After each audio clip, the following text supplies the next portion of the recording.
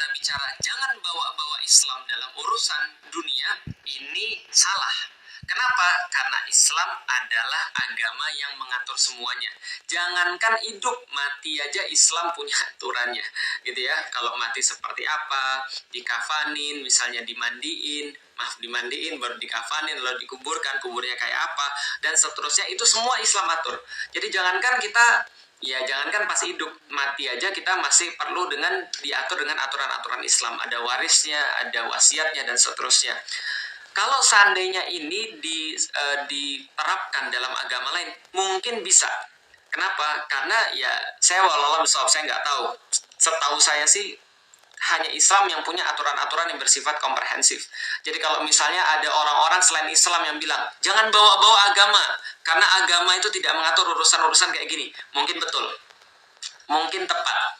Tapi kalau dikatakan pada Islam, ini sangat tidak tepat. Kenapa? Karena Islam adalah agama yang mengatur semuanya. Contoh misalnya, kita bahas tentang urusan yang dikatakan so-called urusan agama, pengajian, ya jelas itu urusan agama. Pernikahan, oke, itu masih dikatakan urusan agama. Ada orang mau masuk Islam, oke, itu adalah urusan agama. Ada orang mau sunatan, oke, itu adalah urusan agama. Bagaimana cara baca Al-Quran, oke, itu adalah urusan agama.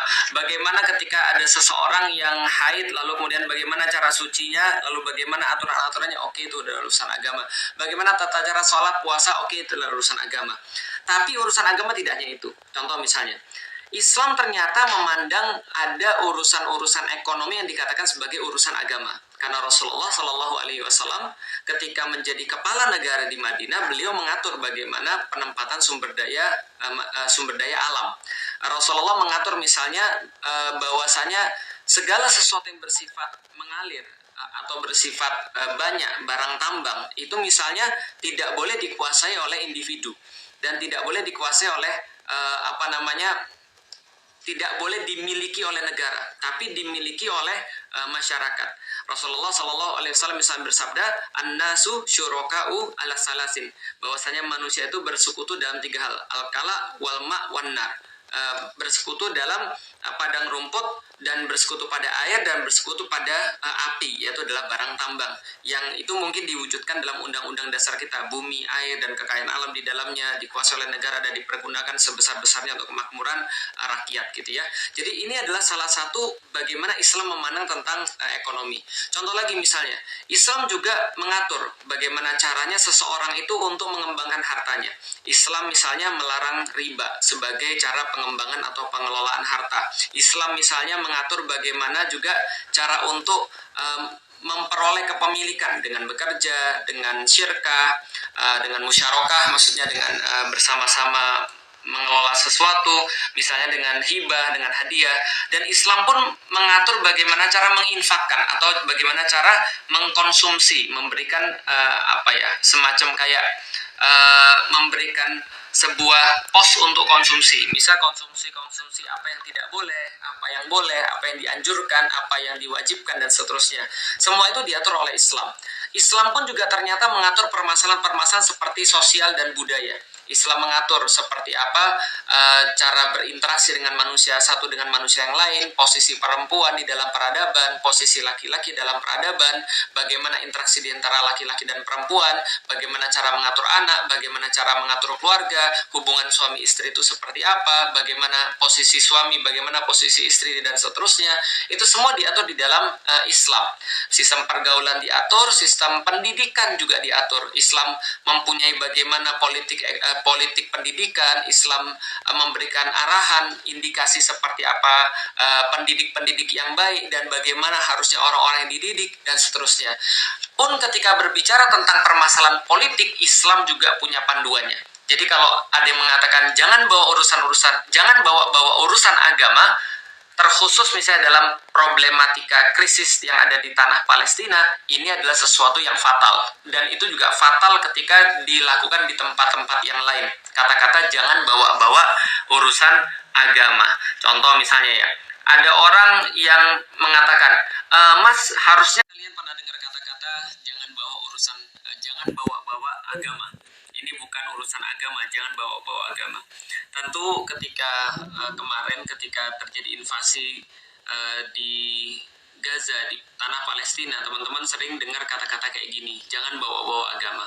Nah, ini menarik untuk saya bahas karena ini adalah sebuah ide yang terus-menerus berulang. Saya pikir ini adalah ide yang terus-menerus disuarakan dan bagian daripada ghazul fikr, bagian daripada perang pemikiran yang ingin mendangkalkan pemikiran kaum muslimin khususnya berkaitan dengan agama mereka sendiri. Pertama-tama, sebelum kita bahas tentang jangan bawa-bawa urusan agama, jangan bawa-bawa agama, saya pengen bahas dulu tentang agama itu sendiri. Jadi agama itu kan bahasanya kan dari bahasa Indonesia, teman-teman sekalian.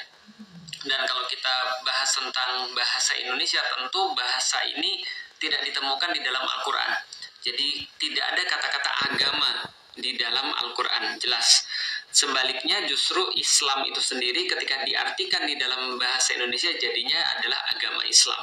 Padahal sebenarnya kalau kita lihat di dalam Al-Quran, Allah sendiri memberikan sebuah istilah untuk Islam itu sendiri. Misal ketika Allah sampaikan di dalam Al-Quran, Al-yawma akmaltu lakum dinakum wa atmamtu alaikum ni'mati wa raditu lakumul Islam madina.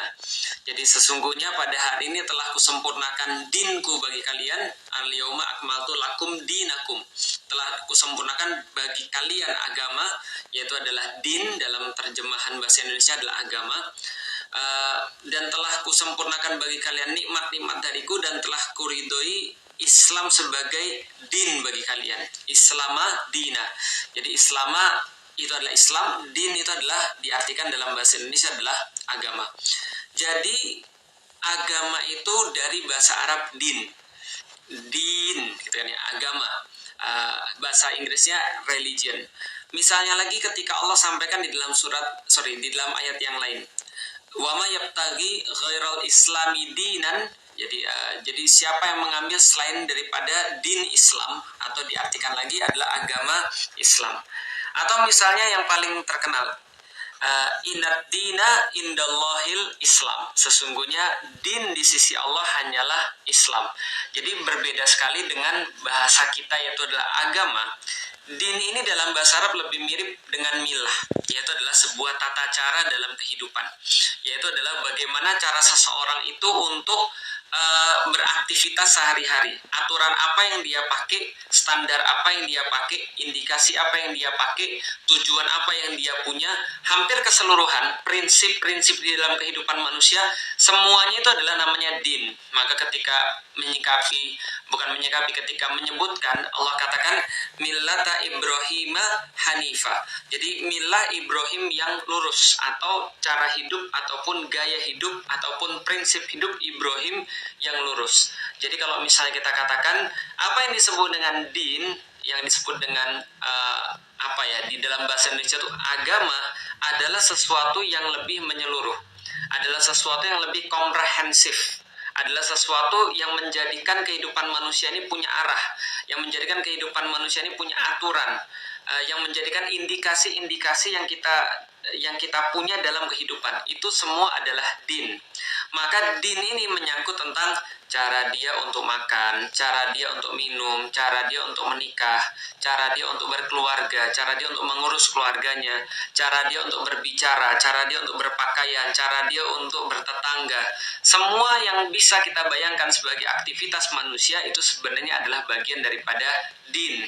Makanya Allah sampaikan, wa ma yabtaghi ghairal islami dinan fala yuqbala minhu. Jadi siapa yang mengambil selain daripada agama atau din Islam, Allah tidak terima. Artinya ya Islam itu sudah satu paket, Islam itu sudah all in. Jadi kalau ada orang yang ngambil selain daripada Islam itu dan all innya Islam itu, ya berarti tertolak, Allah tidak akan terima. Wa huwal fil akhirati minal khasirin.